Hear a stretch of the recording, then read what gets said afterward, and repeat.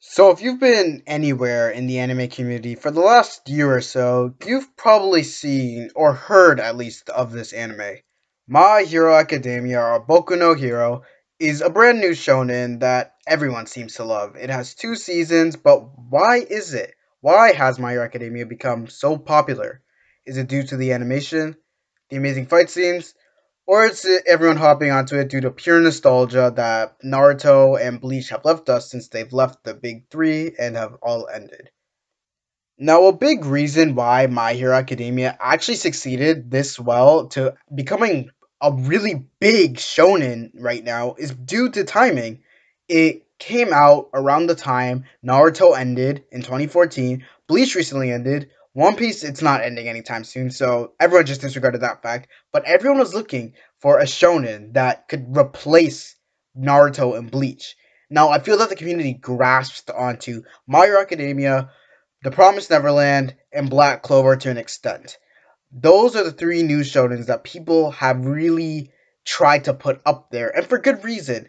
But what has My Hero Academia done differently to stand out? It is another superhero shonen, and a bunch of people are comparing it to Naruto, saying it's just a Naruto clone. No, I'm not someone to personally think that My Hero Academia is a carbon cutout or clone of Naruto, or any shonen at that fact. It takes a lot of shonen elements and adds its own twist to it. The protagonist is an underdog. The protagonist's best friend is an anti hero. The protagonist has an unreachable dream and will somehow do it, and the world around the protagonist is somehow against it. My Hero Academia has these elements of a classic shonen, and it does something different. And I think the thing My Hero Academia did differently that made it succeed is the characters. The characters in the world of My Hero Academia made the show because Izuku, he's at the start of the show insecure. He wants to be the next big hero, someone to be looked up to, but if he wouldn't be able to achieve his dream, he kind of acts suicidal in a sense, depressed. But then later when he does achieve one for all, he regains his confidence and he realizes that his dream is now a tangible. Bakugo, on the other hand, he's aggressive and he would only seek for number one. He won't do number two. He won't do one and a half. He won't do a tie for first place. He wants to be number one and number one only. And that is pretty interesting because the protagonist's best friend, which is normally an anti-hero, doesn't normally settle for number one. The protagonist in other shonens normally settle for number two or number three, but they're naturally OP. Bakugo is naturally OP, but still acts like he's on everyone else's level and wants to kind of go above them and just destroy the competition. Todoroki, he was dealing with his family issues. He was dealing with Endeavor. He was dealing with his mom burning his face. He was dealing with just his fire side, if he should use his quirk.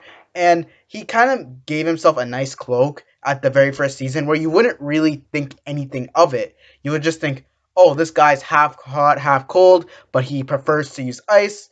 Oh well. But in the second season, they really go into it. Izuku really helped Todoroki come over these issues. Now we have girls like Froppy or like Azui, who's the best girl in My Hero Academia. We have Toru, we have Uraka, we have those supporting characters, and we also have Momo, the fan service. We have Mineta, the class clown, the stress reliever, the comedic relief in the show, and we have All Might, the person everyone in the show is looking up to. Watching it, I don't think there's an All Might hater. I really don't, unless you're Shigachi, but there's not really All Might haters.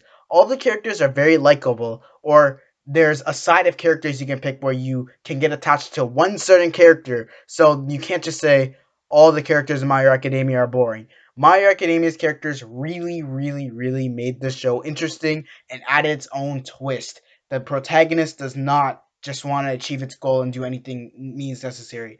Pretty much, Azuka did achieve his goal, his very miniature goal. He got his quirk, one for all. Now his next goal is to become the new symbol of peace.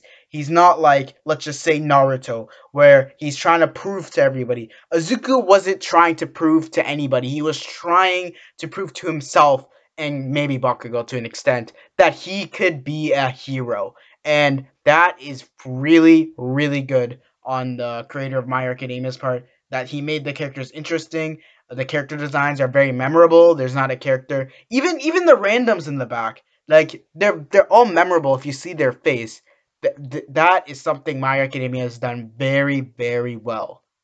So if I were to compare the two anime, Naruto and My Hero Academia, look at the two clips I'm about to play, and you can see how Naruto takes the approach of saving Sasuke, and how Izuku takes the approach of saving Bakugo.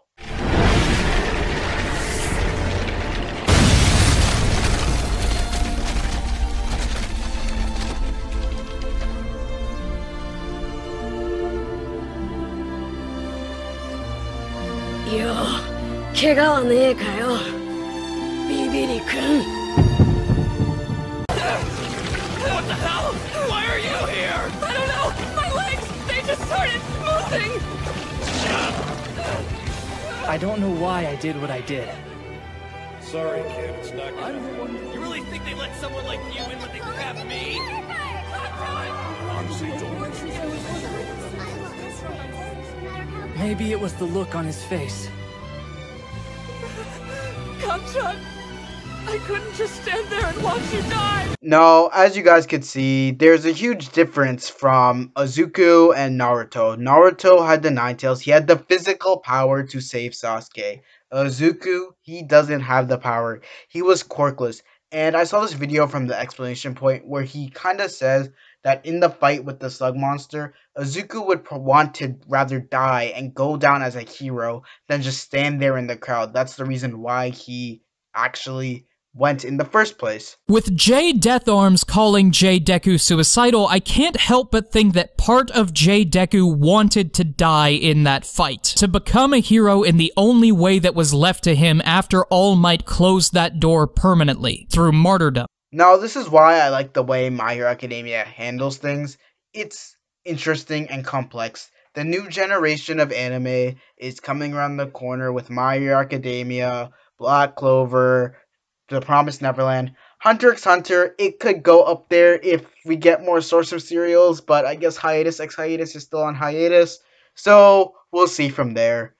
Overall, in the end, My Hero Academia succeeded due to perfect timing in the anime community. It succeeded due to being a little different than the typical shonen, but not straying so far away that you can't even tell that it's a shonen. And it's likable characters, in a sense, in the world that it lives in. My Hero Academia will be here for years, and I will quote me on that if that does not happen. I don't see this anime dying out anytime soon. Thank you all for watching this video. If you're new to the channel, I don't know, maybe you could try subscribing. Stick around. I'll try to post in a week. I know I haven't posted in like a month, but I'm going to start posting consecutively, and I'll see you in the next video.